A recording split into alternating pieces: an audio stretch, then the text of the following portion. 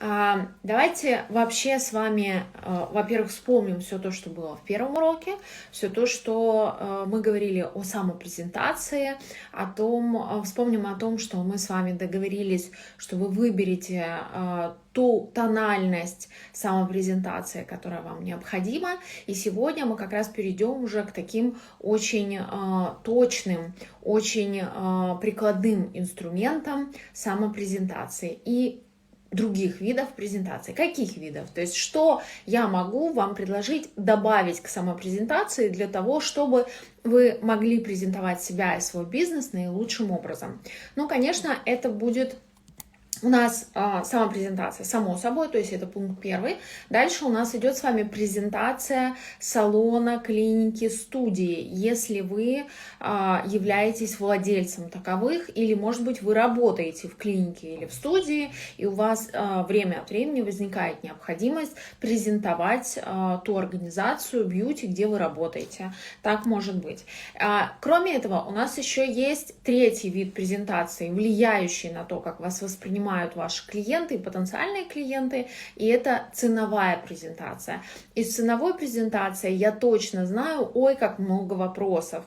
Я даже когда делала для этого курса, для курса психологии косметолога рекламу, я вынесла на обложку курса то, что мы будем говорить о ценовой презентации, потому что я знаю, я уверена в том, что огромное количество различных трудностей связано у косметологов как раз-таки с презентацией цены.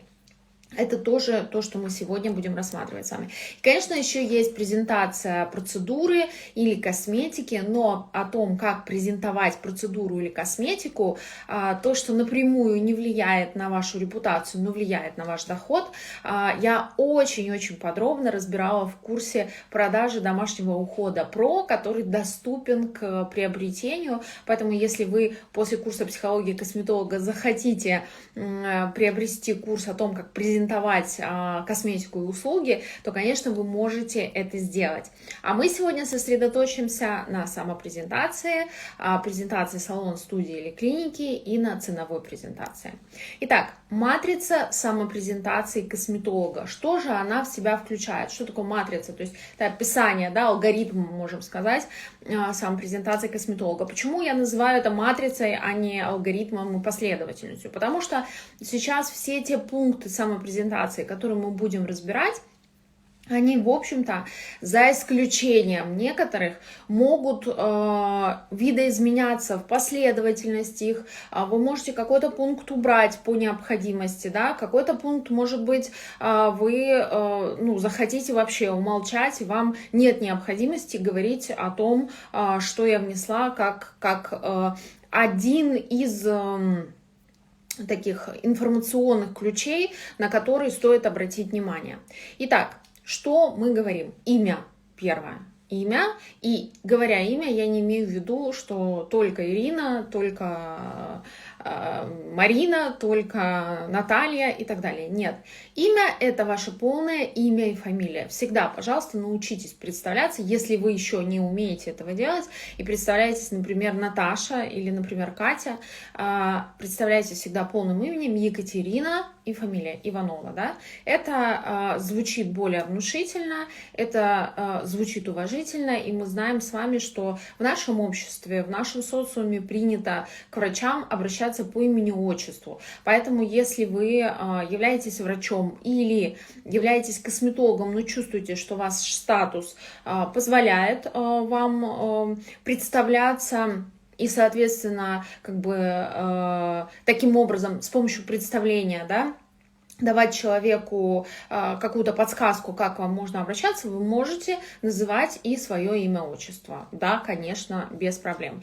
Тут еще зависит от того, где вы работаете, на кого вы работаете, как вы работаете, потому что в некоторых клиниках, например, сотрудники клиник, даже если являются врачами с таким высоким статусом, клиники требуют, чтобы они представлялись просто по имени. Это может быть, это не точно, не не везде, скажем так, не стопроцентное требование, но такое может быть. Поэтому здесь вот смотрите, в любом случае уменьшительные имена, уменьшительно-ласкательные имена нам не подходят. Нам подходит полное ваше имя. Это пункт первый, от которого нельзя избавиться. То есть это будет обязательно в начале вашей презентации. Дальше. Следующее. Следующий пункт называется опыт. Что такое опыт? Опыт это то, на чем вам хочется сакцентировать внимание. Это не обязательно какая-то вещь, о которой надо сказать, понимаете? Я могу, например, рассказать о своем опыте работы в продажах, а могу сказать о опыте работы тренером, а могу сказать о опыте работы с косметологами, а могу сказать о консультационном опыте. А могу сказать о опыте работы например, в переговорах, да, который у меня был. Я была key account менеджером, то есть менеджером, которая вела миллионные сделки в транснациональной компании. Я могу сказать вам об этом опыте и молчать о всем другом. А могу выбрать тот, который подходит к случаю. Так вот, следующий пункт – опыт. Он является одним из обязательных пунктов, и вы говорите о том опыте, который конкретно в этом случае вам необходим, конкретно в этой самопрезентации, да, понимаете? Не нужно, если люди собрались, например, собственники студий, собственники клиник, и вы являетесь собственником, и вас просят представиться, вам совершенно не обязательно говорить о том, что вы имели опыт врача в поликлинике, что вы имели там опыт, я не знаю, младшего медицинского сотрудника и так далее. Это не нужно. Вам нужно всего лишь сказать, сколько времени вы управляете своей клиникой. Например, я открыла свою клинику 5 лет назад, и это будет ваш опыт управленца. Понятно, да? Девочки, я сейчас включу вам подсказочку, чтобы вот так, чтобы вам легче было воспринимать то, что я говорю. То есть первое – это имя, дальше опыт. Потом мы будем в своей самопрезентации говорить о своем статусе. Я думаю, что некоторым из вас уже кажется это, вот вы прочли, глазками пробежали, и вам кажется, это глобальная такая схема, очень долго нужно говорить. Нет, на самом деле вы говорите, вот делаете вот эту самопрезентацию в течение 1-2 минут, не дольше. То есть вот эта самопрезентация, она именно такой длительности, которую предлагаю здесь. Статус. Третье, статус. Что такое статус? Статус это может быть то, что вы врач, может быть то, что вы ведущий специалист по подбору косметики, например, в своей клинике, да? Все знают, и вы это чувствуете, что там в клинике, в которой вы работаете, вот если кому-то нужно подобрать какой-то крем или что-то, вы лучше всех это знаете, и к вам бегут за советом. Все, вы ведущий специалист по подбору косметики. Вы можете быть владельцей студии, это тоже статус. Вы можете быть, не знаю, востребованным специалистом по лечению акне, и это тоже статус, когда вы востребованы, когда у вас полная запись, когда у вас большое количество людей хотят вашего внимания. Если вы начинающий косметолог, то мы не будем говорить начинающий, потому что это статус, который немножко ваши баллы, да, снижает. Мы скажем по-другому, потому что начинающий это у всех разное в голове. У кого-то начинающий косметолог это тот, кто работал месяц. Вот до этого момента. А кто-то считает себя через 2 года практики начинающим косметологом.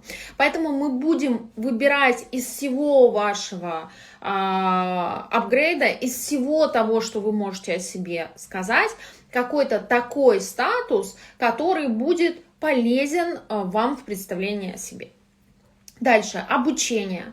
Мы будем говорить о том, где и как мы обучались. Обучение не обязательный пункт. То есть вы можете его выпустить, если вы, например, представляетесь клиенту сейчас в этот момент, то, где вы обучались и чему вы обучались, может быть для него важно, для клиента. Клиенты всегда хотят знать, если, например, какой-то диплом особенный или где человек учился. Если вы, например, обучались на кадавер-курсе в Европе, да, то вы можете об этом сказать.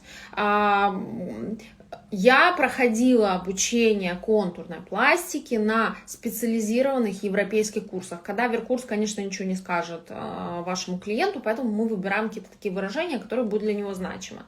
Вы можете при подборе косметики, если клиент пришел к вам, например, на разбор косметички, на вот такую услугу, вы можете клиенту, представляясь, делая самопрезентацию, сказать, что вы обучались у представителя этого бренда, с косметикой которого работаете в Европе, да, и это тоже будет для него, для человека иметь какое-то вот значение, какое-то значимое.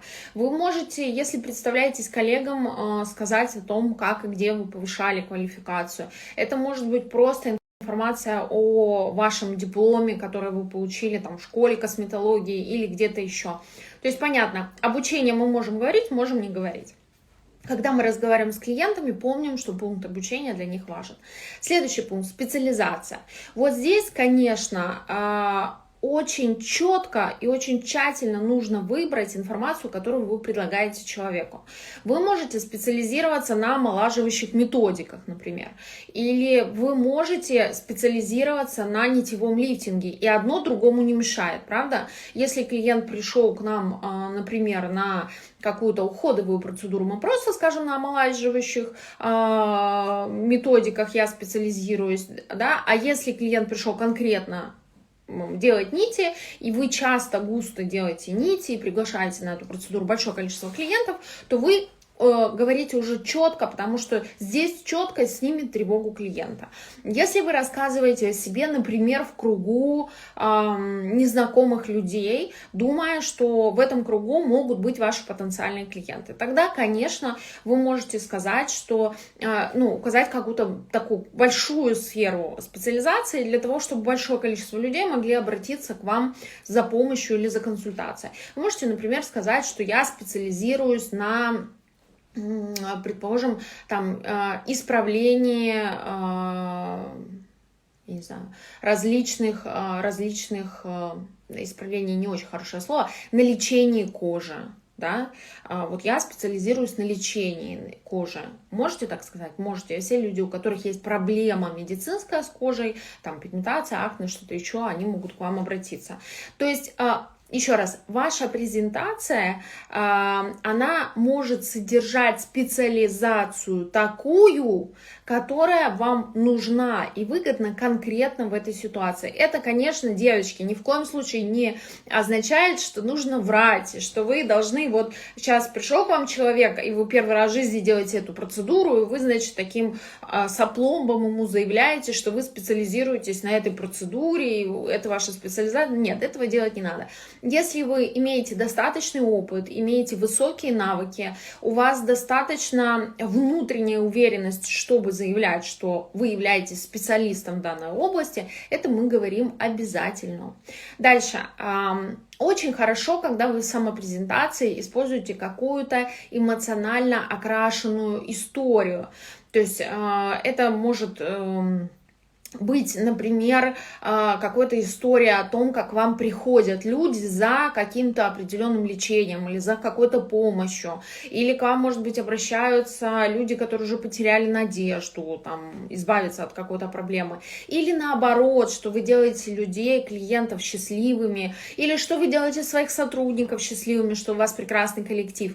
То есть что-то о других людях, что поможет эмоционально привязать к вам вот те мысли и чувства, которые испытают слушающие вот вашу самопрезентацию, да, вы управляете эмоцией в тот момент, когда сами даете какую-то эмоцию. Почему? Потому что у нас с вами есть такие прекрасные клеточки в мозге, которые называются зеркальные нейроны, которые не только помогают маленьким деткам обучаться что-то делать, ходьбе, там, я не знаю, бегу, ловить мяч и так далее, то есть они зеркалят, да, повторяют, но и зеркальные нейроны здорово помогают нам перехватывать эмоцию. Если я смотрю на плачущего человека в фильме, я буду рыдать вместе с ним, скорее всего, если я эмоционально, если мне попала эта история в самое сердце, да.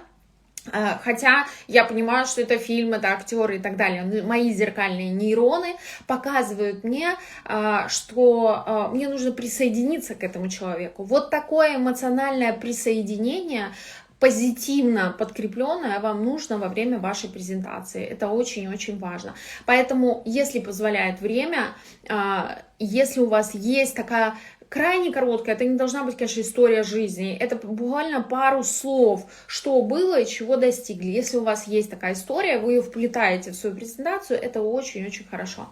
И последнее, что история не обязательно. Да? То есть не обязательно в нашей самой презентации. И последний пункт, который тоже не обязательный, но я вам рекомендую очень его использовать, это любой обращенный к аудитории месседж, любой обращенный к аудитории сообщение. Например, жду вас у себя в кабинете, или буду рада со всеми присутствующими познакомиться поближе, или те, кто заинтересовался моей деятельностью, подходите, с удовольствием поделюсь с вами контактами. То есть какой-то призыв, какой-то обращение к присутствующим для того, чтобы эти присутствующие хотели и могли продолжить с вами взаимодействие. Ведь ваша задача обычно, если вам нужна самопрезентация, какая? Это стимул интереса людей, стимул каких-то действий, направленных на взаимодействие с вами. Поэтому вот этот призыв, он очень хорошо ложится. Если вы делаете самопрезентацию клиенту, то вы можете закончить призывом: если у вас возникнут любые вопросы в ходе процедуры, я буду рада вам на них развернуто ответить подробно, поэтому вы всегда вопросы задавайте, я открыта. И это тоже будет хороший такой месседж, который даст вам возможность усилить тональность своей самопрезентации. Итак, я надеюсь, что схема вам уже запомнилась. Давайте еще раз так пробежимся глазками и поймем, что имя, опыт, статус – обязательные пункты, обучение – желательный пункт, специализация – желательный пункт, история и призыв – необязательные пункты, но желательные. То есть идеальная самопрезентация, она охватывает все вот эти вот аспекты. Так, сейчас я вот так вот выйду с вами на связь опять целиком и приведу вам пример презентации, который может быть. Вот смотрите, я сейчас притворюсь, что я некий врач-дерматолог Ольга Ивановна, и попробую вам представиться в двух ситуациях. Первая ситуация, в которой я буду представляться, это, предположим, семинар для косметологов. Я представляю своим коллегам, да, каким образом я это сделаю. Я скажу, я встану, потому что лучше стоять, а не сидеть. Хотя, если вы волнуетесь, вы можете остаться в положении сидя, но если вы встанете, это покажет вашу доминанту. То есть, вот когда мы на шкале отмечали, нужна ли нам доминантность или нет, если вы отметили, что нужна, лучше, конечно, во весь рост, руки убрать, не закрывать ими себя и спокойно, уверенно начать говорить. Примерно следующее. Здравствуйте, меня зовут Ольга Ивановна, я врач-дерматолог, 8 лет занимаюсь косметологией, специализируюсь на лечении проблемной кожи. Обычно получаю очень хорошие результаты с запущенным акне. Я владелица клиники косметологии Нефертити в городе Киев. Я много лет вкладывала массу сил и времени в то, чтобы мой бизнес стал успешным, и сейчас очень горжусь тем, что моя команда состоит из 8 косметологов и мастеров массажа. Рада, что здесь сегодня столько моих коллег, с большим удовольствием слушаю о ваших успехах и с большим удовольствием знакомлюсь с новыми людьми. Спасибо. И сяду. Вот сколько у меня заняла эта презентация? Меньше 2 минут, да, там минута с какими-то секундами. Я рассказала о себе? Да, я рассказала о себе. Я дала понимание людям, которые вокруг меня, какой у меня статус, да. Я врач-дерматолог, лично я занимаюсь лечением акне, я еще и владельца студии, на меня работают 8 человек, я позитивно, доброжелательна, мне вы нравитесь, я хочу с вами дальше знакомиться, и в целом я открыта к вам. Вот какое ощущение должно возникнуть при самопрезентации. А теперь давайте представим, что тот же врач, та же Ольга Ивановна разговаривает с клиентом или переписывается с клиентом. В данном случае это не важно. И клиент говорит, например, я уже много лет, жалуется вам, да? Вы его спрашиваете, с чем пришли, он говорит, я много лет пытаюсь избавиться от пигментации, но ничего не помогает. И вот это же Ольга Ивановна говорит, не волнуйтесь, я по образованию врач-дерматолог и уже 8 лет работаю косметологом. Я специализируюсь на работе именно с гиперпигментацией. Если специализируются. Если не специализируются, мы можем сказать, одна из моих специализаций — это работа с гиперпигментацией. Да? Продолжаем. Неоднократно проходила обучение в Европе на базе косметологических брендов, в которых есть продукты для работы с гиперпигментацией. Большое количество моих клиентов очень довольны своей кожей после лечения, хотя изначально попали ко мне с негативным опытом, как и вы. Ко мне часто приходят по рекомендации именно с такими проблемами, поэтому не волнуйтесь, мы поработаем, и, конечно же, состояние вашей кожи улучшится. Это я вам гарантирую. Хорошая самопрезентация? Хорошая. Почему она хорошая? Потому что она успокаивающая для клиента. Потому что она дает клиенту понимание и уверенность в том, что с ним работает хороший специалист, специалист хорошего класса. А вы же все знаете, как самочувствие клиента, как доверие врачу влияет на результаты лечения во всех случаях абсолютно.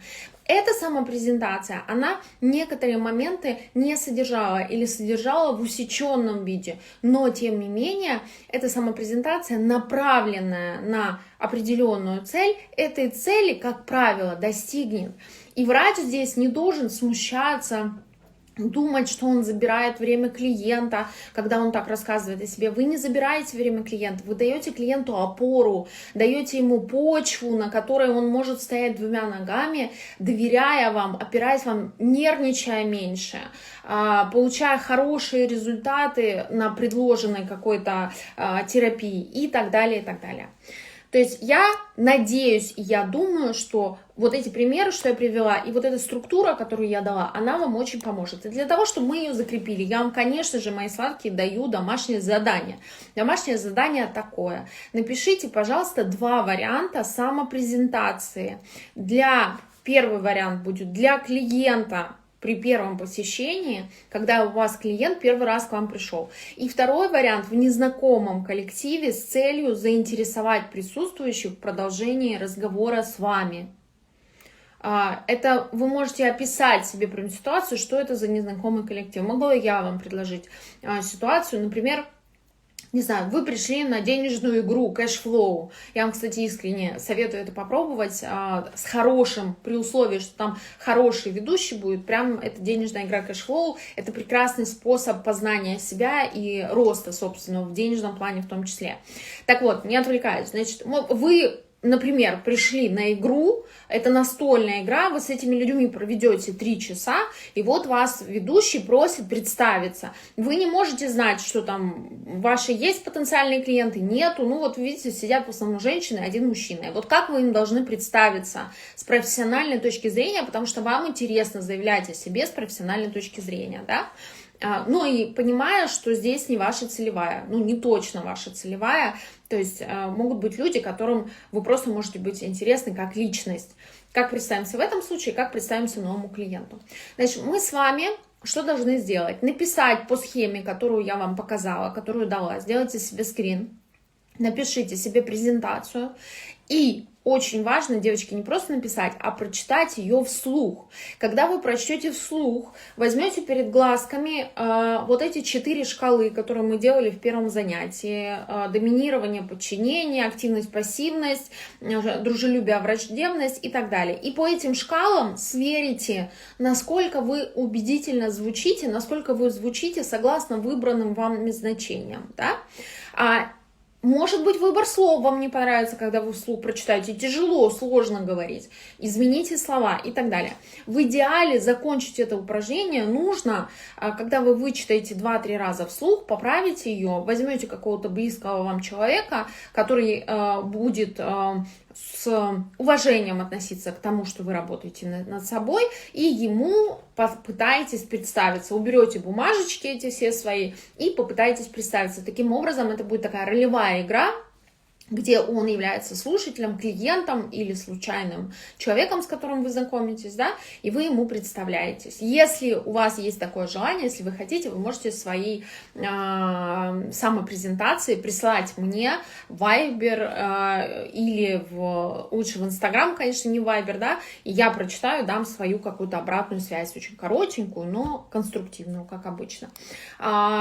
Домашнее задание, это, я надеюсь, понятно. Идем дальше. Дальше у нас с вами по плану матрица презентации клиники или студии. Это тоже относится к самопрезентации, как я вам говорила, потому что вам необходимо обычно презентовать клинику и студию в случае, если вы владелица студии и клиники. Или если вы владелица салона, студии, клиники, и вы, например, учите своего администратора, как презентовать ваш бизнес. Вот это тоже вам поможет, это схема, которую я даю. Итак, в отличие от вот той схемы самопрезентации первой, которую мы рассматриваем, здесь у нас каждый пункт обязательный. Здесь, если вы выпустите какой-то пункт, то человеку, слушающему вас, не очень будет понятно, что у вас за бизнес, на чем вы специализируетесь, чем вы гордитесь и так далее. Так, сейчас я вам включу схему. Вот так. Да? Презентация клиники. Что у нас первое? Первое у нас имя и статус презентатора. Если это вы сами, вы говорите, как вас зовут, опять же, имя полное и статус владельца. Я владельца клиники, или я инвестор, или я совладелец, или я ведущий специалист, или я администратор, и меня зовут так-то. Да, в зависимости от того, кто презентует. Дальше.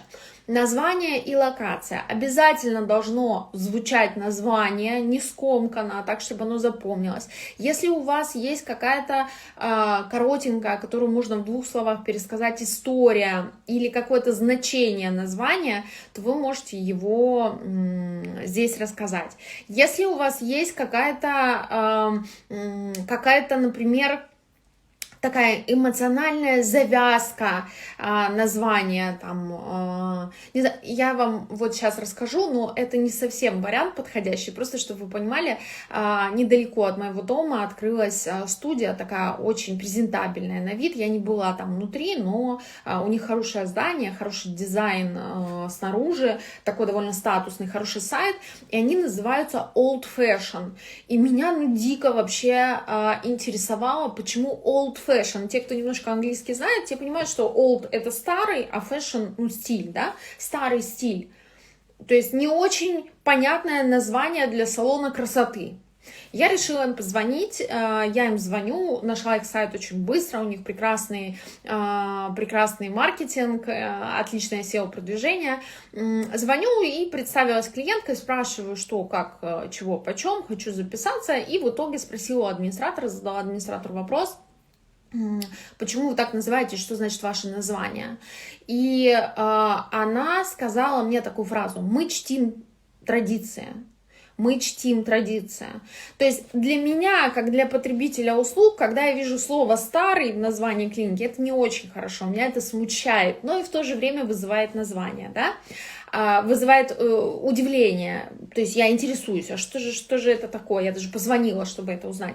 Но с другой стороны, если вы будете презентовать, или эту клинику будет кто-то презентовать и скажет: моя клиника, или моя студия, или мой салон, я на самом деле не очень поняла, какой у них статус там, мой салон называется Old Fashion, мы чтим традиции, это будет звучать лучше, чем просто они скажут old fashion, да, девочки? Я надеюсь, такой пример очень понятный. Поинтересуйтесь, кстати, если хотите, вот разыщите эту клинику.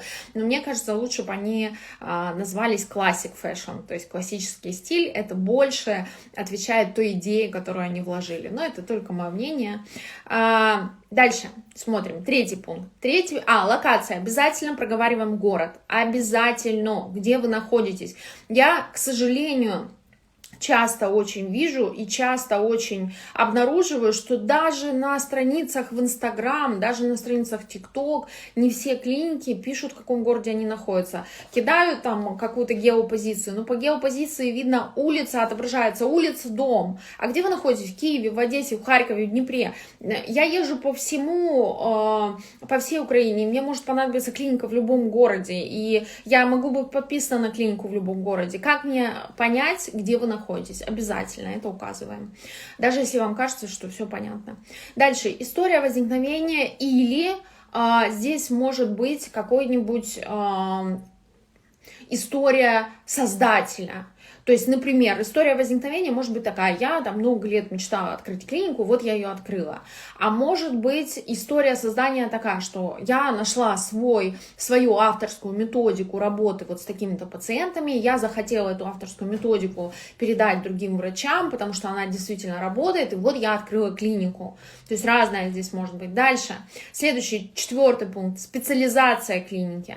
Если вы владелец и не понимаете, как специализируется ваша клиника, у вас нет идеи, а вы делаете, например, очень много бытовых услуг, очень много услуг косметологических, услуги массажа и так далее, скорее всего, клиентам тоже сложно понять, в каком случае к вам нужно обращаться. Поэтому найдите какое-то УТП, уникальное торговое предложение, которое можете встроить вместо узкой специализации. Но, конечно, я думаю, надеюсь, что вы это заметили и увидели, что сейчас очень модно открывать студии 1-2 услуг. И эти студии работают лучше. Да, работают лучше, потому что целевой аудитории очень понятно, зачем обращаться к вам.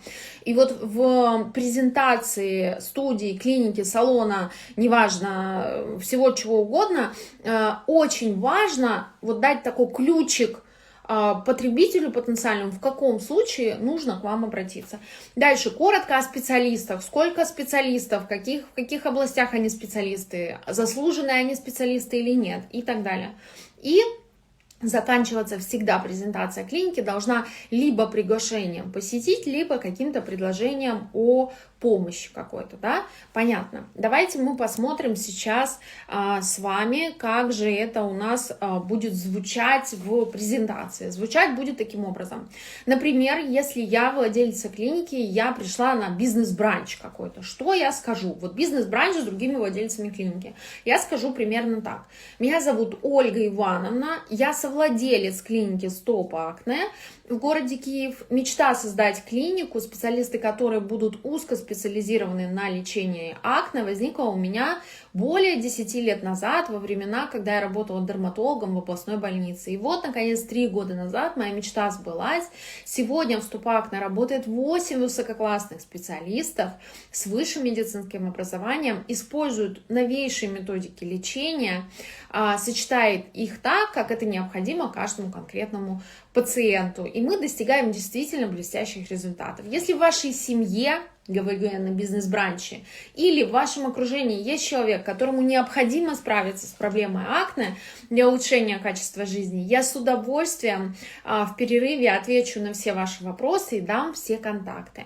Смотрите, мы с другими владельцами, но это не значит, что у нас могут быть люди, которые точно знают, как лечить акне, если у них или в их семье есть такая проблема. Поэтому мы используем любую возможность, чтобы в самопрезентации призвать к себе потенциальных клиентов. И тем самым еще, когда мы в среде абсолютно равных собой людей говорим им, что вы можете обратиться ко мне за помощью, мы немножечко тут доминанту включаем. Мы здесь как бы немножко становимся, немножко подчеркиваем свой особый статус.